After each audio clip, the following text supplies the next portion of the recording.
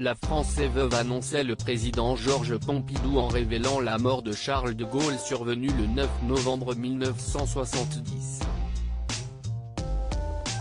50 ans plus tard, ce fut au tour de Brigitte et Emmanuel Macron d'honorer la mémoire du général.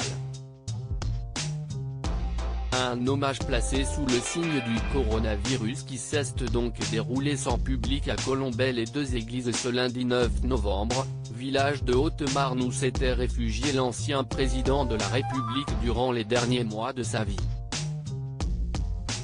Masqué, le couple présidentiel est apparu uni dans la couleur, puisque les tourtereaux ont tous deux opté pour une tenue noire, à l'image de ce sobre hommage, comme en témoigne un cliché relayé sur Instagram par Tristan Bromet, chef de cabinet de la Première Dame et conseiller technique au cabinet du président de la République.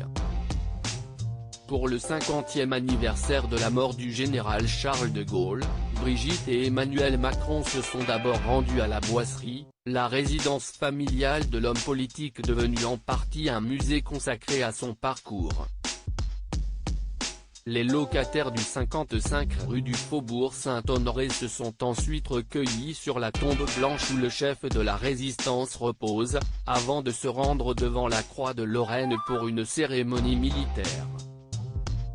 Alors que la deuxième vague de la pandémie de coronavirus bat son plein en France, forçant ainsi l'exécutif à prendre des mesures radicales comme un reconfinement généralisé, la messe du souvenir a été annulée et le président de la République n'a pas pu prononcer de discours. Ce qui ne l'a pas empêché de relayer un autre message en l'honneur du défunt sur son compte Twitter. Un premier déplacement en Haute-Marne en 2018, résilience et volonté. Cet esprit fut incarné par Charles de Gaulle, engagé pour la France dans les moments de douleur comme dans ceux de gloire. Cet esprit est un héritage, celui de la France, a ainsi écrit le chef de l'État sur le réseau social à l'Oiseau Bleu. Pour Emmanuel Macron, il s'agissait d'un deuxième déplacement dans le village de Haute-Marne depuis son élection en 2017.